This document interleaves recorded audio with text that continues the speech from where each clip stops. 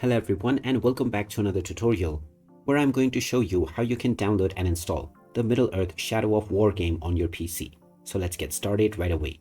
First of all, open up the Steam application on your device, and once you are taken into the store page, click on the search box and then type in Middle-earth Shadow of War to begin your search. Once you find the game, you can click on it and then you can check out the trailer as well as the reviews. Scroll down and click on the Add to Cart button alongside the edition that you would like to buy. You can also demo the game before purchasing it, if you wish. Once you click on View My Cart, you can continue towards your payment. You can then use your Steam wallet balance or one of the payment methods within the drop-down menu. Finally, enter the credentials of your chosen payment method, and once your transaction is completed, the game will be added to your library.